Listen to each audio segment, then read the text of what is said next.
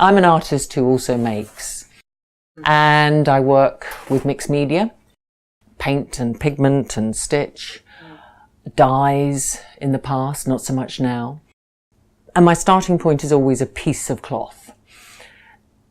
And I think that's important to me because from the minute we're born, we encounter cloth. We're wrapped in it immediately, well, almost. We sleep in between sheets. We have curtains. We have cushions. We dry up with tea towels. We wear clothes. There isn't a moment where, as human beings, we're not in contact with cloth. So part of my desire is to try and keep connected with the fact that it's a piece of cloth.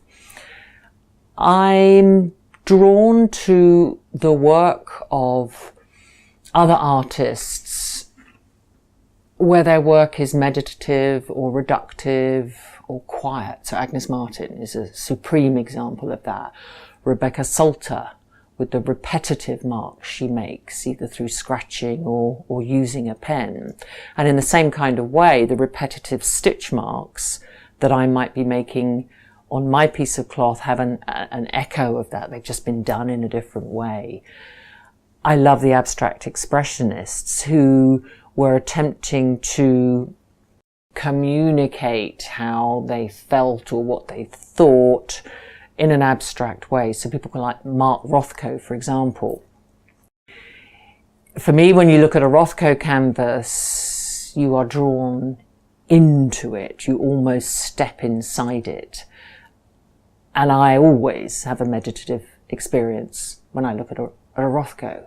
And I would like people to experience something similar when they look at my work.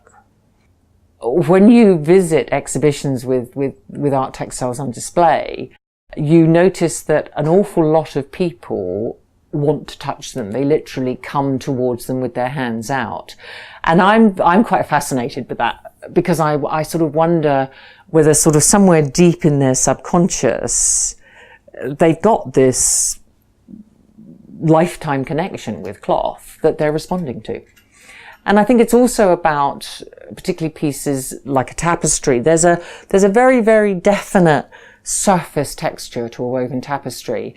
Something that's got a lot of hand stitch on it. There's a very, very physical presence of the stitch. And I think that's very beguiling. I think people want to run their fingertips over it and experience what it feels like. When I work, the starting point is the blank canvas of a piece of cloth. And everything I do now involves what I call much more hands-on type processes, whether that's monoprinting or using a paintbrush or certainly hand stitching.